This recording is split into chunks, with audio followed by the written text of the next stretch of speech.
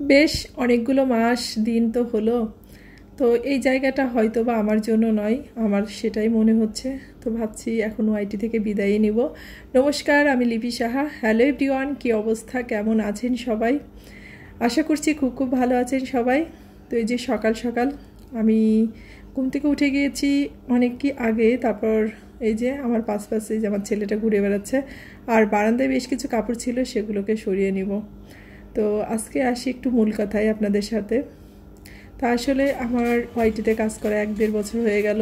মাঝখানে আমার চ্যানেলটা বেশ কিছুদিন বন্ধ ছিল, সেটা আমি ইচ্ছাকৃত বন্ধ রাখিনি। মানে ইউটিউব থেকে চ্যানেলটা আর দেখা যাচ্ছিল না, সেটা কিসের জন্য বা কী কারণে আমি ঠিক জানি না। কারণ আসলে ওয়াইটি সম্পর্কে আমার ধারণা ভীষণভাবেই কম। তো আমার মতো হয়তো অনেকেই আছেন যে ওয়াইটিতে কাজ করতেছেন দীর্ঘদিন ধরে, হয়তো সফল হননি, আবার কেউ কেউ অনেক সফলতা পেয়েছেন, তারা চালিয়ে যাচ্ছেন। আসলে যখন আমরা কোনো কাজে সফল হই তখন কিন্তু তার সব দিকগুলোই সবাই খুব ভালোভাবে দেখে, তার নেগেটিভ পজিটিভ সব দিকগুলোই সবাই ঠিকঠাকভাবে নেই। কিন্তু আমরা যারা স্ট্রাগল করে যাচ্ছি এই যে ওয়াইটিতে, খুব একটা রেসপন্স পাচ্ছি না। সেটা ভীষণভাবে ফ্রাস্ট্রেশন তৈরি করে দেই। তো এখন আর ভালো লাগে না, জানেন তো। মনে হয় যে আসলে হয়তো বা আর কোনো লাভ নেই। কারণ যেখানে নিজের ভালোবাসাটাকে দেয়া যায়, সেখান থেকে যদি ভালোবাসাটা পাওয়া যায় তখনই কিন্তু ভালো লাগে। একতরফা আর কতদিন, তাই না? আর ভালো লাগে না। তো আমরা হয়তো বা কোনো ব্যক্তির ক্ষেত্রে হলে হয়তো আমরা কী করি, সেটাকে ছেড়ে দিয়েই চলে আসি, আর সেটাকে এগিয়ে নিই না। তো আমার ক্ষেত্রে ওয়াইটির ব্যাপারটাও ঠিক সেই পর্যায়েই দাঁড়িয়েছে।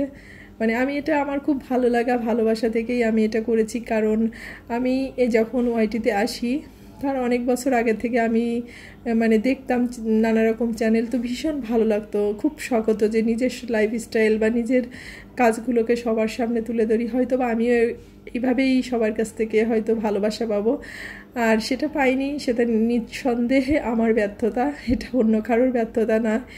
তো আসলে এখন কী ভাবছি কী ভাববো বুঝতে পারতেছি না। আর এটা এখন অনেকটা প্রেশার পড়ে যায় আমার উপরে, যেহেতু আমার সংসারের সব দিকটা দেখতে হয়, তারপর ছেলের পড়াশোনা সব কিছু আমাকে মেনটেন করতে হয়।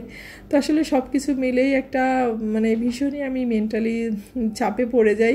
ওই যে বললাম না, যে জায়গাটায় সফলতা আছে সেখানে কিন্তু পরিশ্রম করলেও কোনো কষ্ট লাগে না, কিন্তু যেখানে কোনো সফলতা নেই সেখানে পরিশ্রমটা ভীষণই খারাপ, কষ্টটা আরও দ্বিগুণ মনে হয়। তো সফলতা এটাই না যে আমি এটার থেকে অনেক অনেক লাখ লাখ ডলার ইনকাম করি বা এরকম কিছু। তো সামান্য কিছু হলেও তো ভালোবাসা আসলে পেলেও ভালো লাগে, সে ডলার ইনকাম না করলাম, তাই না? তো হয়তো বা আমি কাউকে আমার ভালো লাগাতে পারছি না, সেটাই আর কি। তো অনেক চিন্তা ভাবনা করতেছি আসলে কি করব। আবার ওই যে যখন ইউটিউব থেকে আমার চ্যানেলটাকে কিছুদিন অফ রেখেছিল, তো তখন কিন্তু ভীষণ মনটা খারাপ হতো, মনে হতো যে কী যেন করছি না, সময় কাটতেছে না, এরকম একটা মনের মধ্যে কাজ করতো। আসলে বুঝতেই পারতেছি না যে আমি কি করব। আর দেখবেন যখন ওই যে বললাম কোনো কাজে সফলতা থাকে তখন সবার কাছ থেকেই কিন্তু সাপোর্টটা পাওয়া যায়, আর যেখানে সফলতাটা কম সেখানে আসলে নিজের দেখানোর কিছু থাকে না, শুধু নিজের মনকে নিজেই আর কি সান্ত্বনা দেওয়া যায়। তো যাই হোক, অনেকগুলো কথা বললাম, জানি না কেউ শুনবেন কি শুনবেন না, তারপরেও বললাম আর কি নিজের মনের কথাগুলো, নিজের আর কি খারাপ লাগা কষ্টগুলোকে। তো যাই হোক, কথা বলতে বলতে সকালে সব কাজকাম তো হয়ে গেছে, আর এইটুকু হচ্ছে আমার নিজের জন্য প্রতিদিন একটু চিয়া সিড খাওয়ার চেষ্টা করি। তো ওইদিকে নাস্তা টাস্তা বানিয়ে নিয়েছি, আর এদিকে মাছের বাজারটা চলে এসছে। তাও হাজব্যান্ডের হাতে একটু সময় ছিল, আমি বললাম তুমি একটু সব কিছু গুছিয়ে দাও।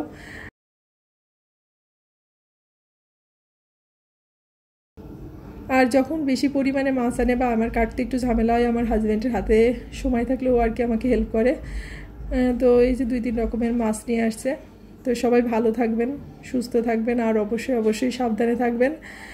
আর যদি বললাম যে ভিডিওটা যদি কোথাও ভালো লেগে থাকে অবশ্যই লাইক কমেন্ট শেয়ার করবেন। হয়তো বা আসলে কি বলবো, আর তাছাড়া কিছু বলার নেই। তো এই যে এটা হচ্ছে বোয়াল মাছের পেটি ছিল, তো এটা আমার কাটতে আর কি সমস্যা হবে, এ কারণে আমার হাজব্যান্ডই আমাকে একটু হেল্প করছে। তো ভালো থাকবেন সবাই। সবার সাথে দেখা হচ্ছে নেক্সট ভিডিওতে।